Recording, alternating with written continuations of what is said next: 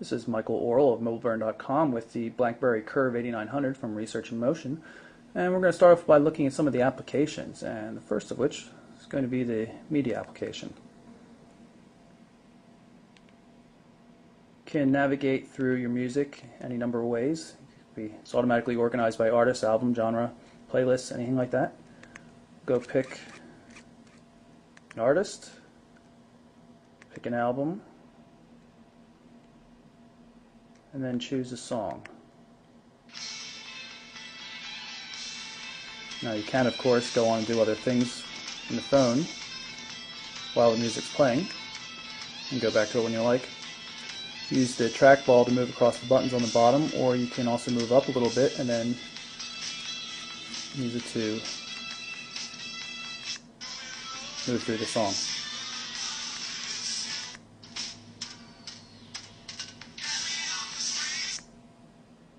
Next up, we'll bring up the camera. Now, the easiest way to activate the camera is by holding in the shutter button here. But considering that the camera doesn't actually auto-rotate photos when you're taking it in this form factor, it really is kind of silly to have a true dual-stage auto-focusing shutter button up here. It's really not useful. Nobody's going to use it on the side like this. So what happens is you have your subject here. You click on the trackball, it'll focus, and then take the picture. Camera's pretty good. White balance is pretty good in general. Takes nice photos. They all look very nice on a personal computer on a large monitor, so pretty impressed in general.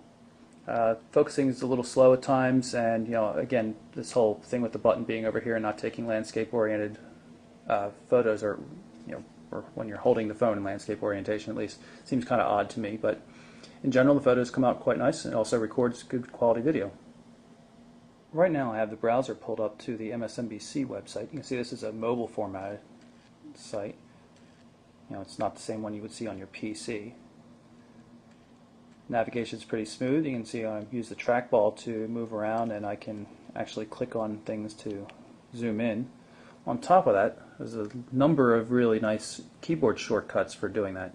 You can use I to zoom in and O to zoom out. A lot of other things like that too. You can U for full screen, turning it on and off. R will hit refresh.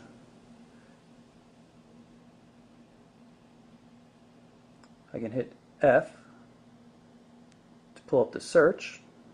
Let's type headline, something we know it's going to find. And there you can see headlines now highlighted. There's also go to for jumping directly to a URL. Spacebar acts as a page, so you can easily move down without scrolling up and down on the trackball all the time. A lot of good things like that hidden in there. There are more actually too. So it's something you really want to play with when you get a BlackBerry device. Let's pull up a different site that's not formatted for mobiles.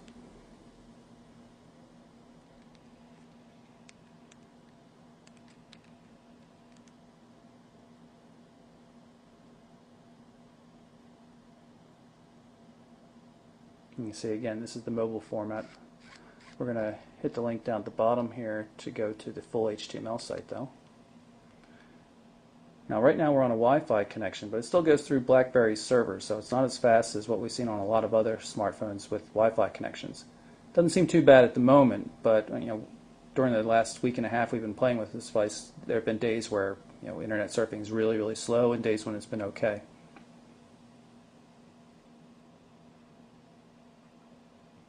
So you can see the site coming up now, and there it is. This is a pretty accurate rendering. Some pages on the site it has some problems with, the browser, but in general it does a pretty good job. Just click in somewhere to zoom, and we can scroll up and down and read it pretty easily. So it's pretty nice in general. It'll work on the vast majority of websites. It's just not always the quickest thing. If you look up here at the LED, you can see this red flash. That's indicating that we have a new message, as does the indicator in the little messaging box right here. So if I click on this, this is going to bring up the combined email, SMS, all pin messaging client. but you can also pull up individual mailboxes if you so choose. We'll pull up a message here so you can see what it looks like. This is one of the inboxes we have defined on the device. You can define multiple ones. We'll pull this up, and you can see that it does an okay job of showing HTML type email.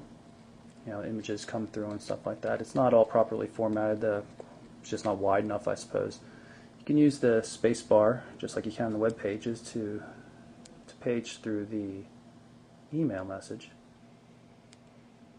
and back out when you're done. Full set of options for what you can do to it. You can mark it as unopened again. You can save it for make sure it won't get deleted, forward, delete it, whatever you want. Another cool option is the search functionality. You can see that work here. We'll pick a message. You can see we have two messages from that same company, US Airways there, but if we do search on sender, it'll search through everything we have for messages from that company, for that person, or sender, whatever sender it happened to be. Another cool feature on the 8900 is the BlackBerry Maps. This device has a built-in GPS unit, and then it also comes with BlackBerry's own mapping system. BlackBerry's maps are a little bit slow to render, not helped by the fact that the data speeds don't always seem to be too quick on this device. You can pan around and you can click to change zoom levels, zoom out a couple of clicks.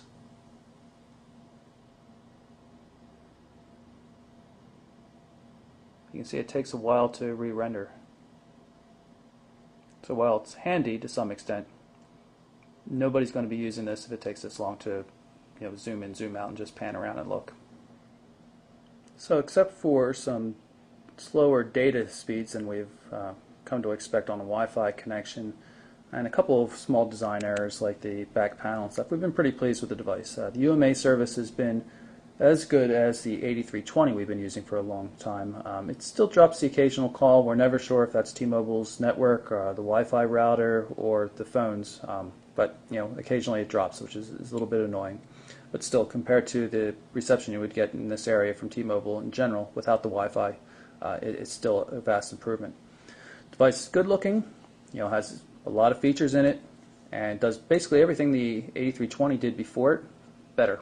So that's RIM's BlackBerry 8900 Curve for T-Mobile USA. I'm Michael Orrell from MobileBurn.com.